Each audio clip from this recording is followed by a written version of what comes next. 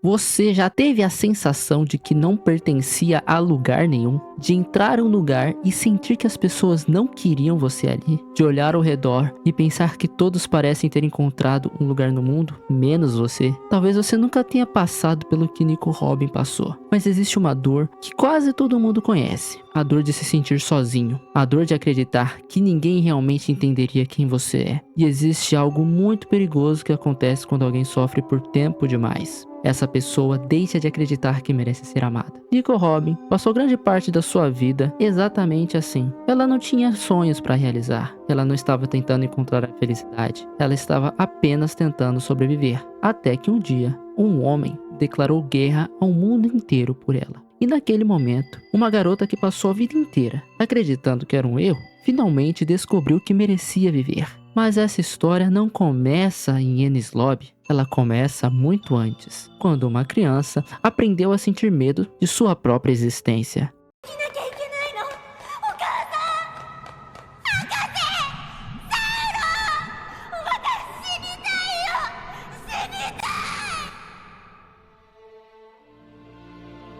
Antes dos Mugiwara, antes da marinha, antes da recompensa, antes até mesmo de Ohara ser destruída, Robin já estava sozinha.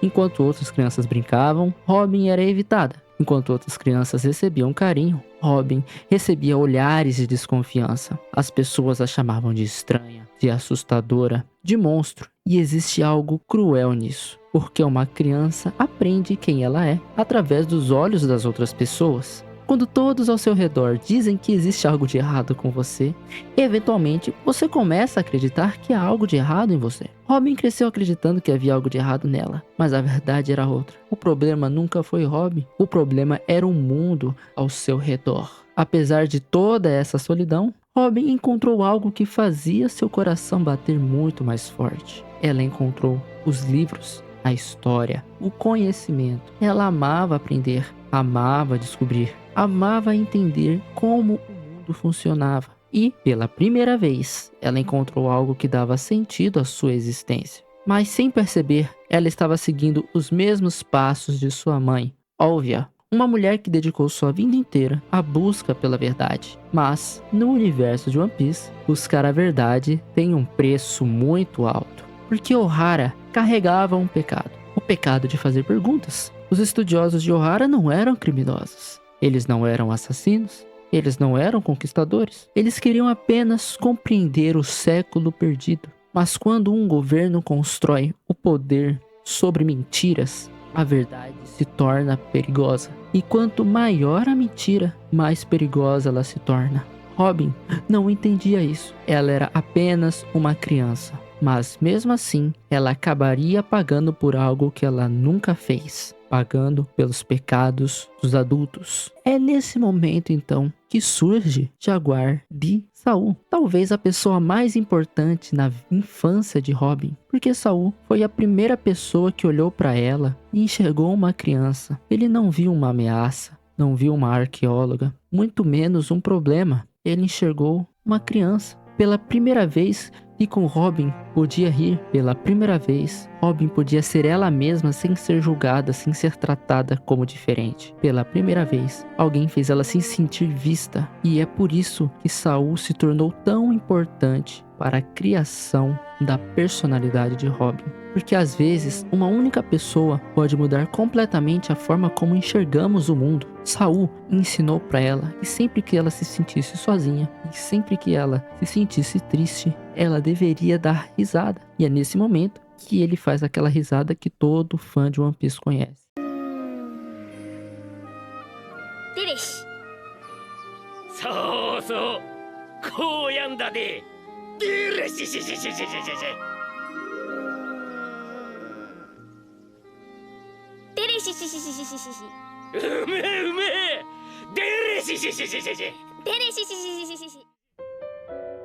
Então, Ohara foi destruída. Sua casa desapareceu, sua mãe morreu, seus amigos morreram, seu povo inteiro foi exterminado, seu futuro arrancado, desfarelado entre os seus dedos. Mas antes de partir, Saul deixou algo para Nico Robin, uma promessa. Ele disse que ninguém nasceu para ficar sozinho nesse mundo e que um dia ela encontraria pessoas que a amariam, pessoas que a acolheriam da maneira que ela é. Naquele momento, é bem provável que Robin não tenha acreditado, porque tudo ao seu redor dizia exatamente o contrário. Mas Saul acreditava em suas palavras e isso já foi o suficiente. Depois desse fatídico dia traumático, a vida de Robin nunca mais foi a mesma, porque ela não viveu, ela sobreviveu durante 20 anos. Por 20 anos ela fugiu, por 20 anos ela foi perseguida, por 20 anos ela não pôde confiar em ninguém, porque toda vez que ela criava um vínculo, ela era traída. Toda vez que ela encontrava um lugar, ela precisava abandoná-lo. Toda vez que ela começava a acreditar que as coisas seriam diferentes, algo destruía a sua esperança. Existe algo que o One Piece nunca diz diretamente, mas que fica evidente com o passar do tempo. Robin não tinha medo da morte. Ela tinha medo da esperança, porque esperança significava apego, e apego significava perda. E perda era algo que ela conhecia bem até demais. Então, ela encontrou os Mugiwara. E pela primeira vez em muitos anos, algo começou a mudar. Mas Robin ainda não conseguia acreditar, porque pessoas quebradas não aprendem a confiar da noite para o dia. Ela queria acreditar, mas não conseguia. Ela queria ficar, mas tinha muito medo de perder as pessoas novamente. Ela queria ser feliz, mas acreditava que não merecia. E então chega o arco de Enies Lobby. Existe um detalhe que muita gente não percebe. Robin não estava tentando salvar a própria vida. Ela já havia desistido de viver há muito tempo. Quando ela se entrega ao governo mundial, ela acreditava estar salvando os Mugiwara. Ela tinha fé que ela estava salvando seus amigos, aqueles que tinham a acolhido, aqueles que tinham oferecido carinho, amor e afeto. Porque na cabeça dela era uma conta muito simples. Se ela desaparecesse, eles não precisariam enfrentar o governo mundial e todo mundo sairia vivo. Não haveria derramamento de sangue e muito menos sofrimento. Consegue perceber o quão quebrada ela estava nesse momento? Robin não acreditava que sua vida possuía valor. Ela acreditava que a vida dos seus amigos tinha valor. E então, nesse momento, acontece algo que ninguém havia feito para ela. Pela primeira vez, alguém escolhe Robin por livre e espontânea vontade. Não por ser uma pessoa útil, não pelo conhecimento de ler poneglyphs, não pela sua suposta importância histórica, mas sim porque eles gostavam de Robin. E essa pessoa era Luffy, que com o seu olhar determinado, ele olha para Sogeking e diz: atire naquela bandeira. É nesse instante que ele não só está declarando guerra ao governo mundial, ele está declarando guerra à mentira que Robin acreditou durante toda a sua vida. A mentira de que sua existência era um fardo, a mentira de que ela não merecia ser salva, a mentira de que ela não deveria viver e que deveria morrer sozinha. Naquele momento, é como se Luffy estivesse dizendo para ela: se o mundo inteiro estiver contra você, nós estaremos contra o mundo inteiro. E então, chegamos numa cena que marcou gerações. Durante 20 anos, ninguém perguntou para Robin o que ela queria. O governo mundial decidiu. A marinha decidiu. Os criminosos decidiram. O mundo inteiro decidiu e impôs a ela que ela não merecia viver.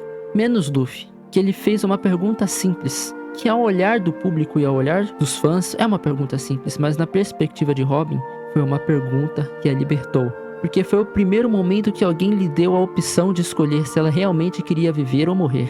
Robin quase não consegue responder a pergunta, porque Luffy simplesmente não impôs uma vontade. Ele diz pra ela: diga-me de vez o que você quer. E para responder aquilo, Robin precisava abandonar 20 anos de dor, 20 anos de culpa, 20 anos de medo, 20 anos acreditando que era um erro. É nesse momento então que ela grita com todo o fervor do seu coração: eu quero viver.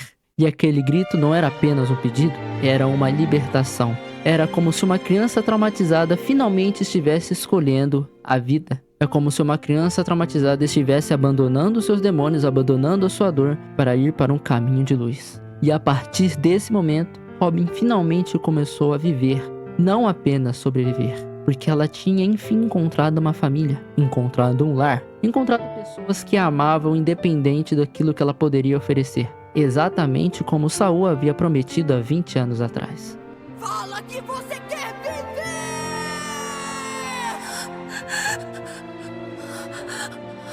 Viver? Eu pensei que nunca poderia desejar isso. Ninguém nunca me permitiu isso. O mar é vasto, garotinha. Mas um dia, com certeza, você vai encontrar companheiros que vão te proteger. Se eu puder ter um único desejo realizado na vida, eu quero viver! Me levem pro mar junto com você!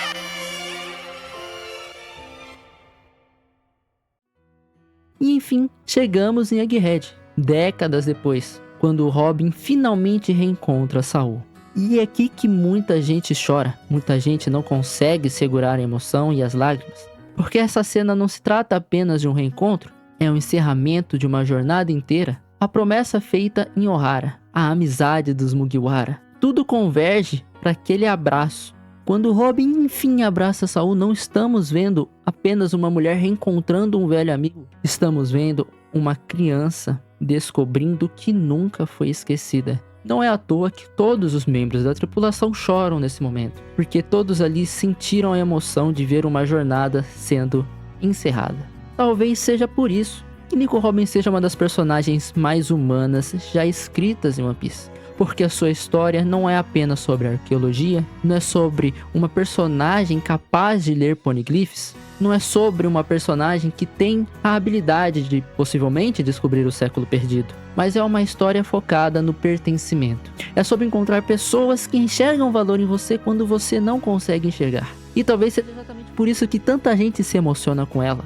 Talvez seja por isso porque tanta gente se conecta com a história dela. Porque no fundo, todos nós queremos ouvir a mesma coisa, de que não estamos sozinhos, que nossa vida tem valor e que merecemos viver, assim como Nico Robin sempre mereceu.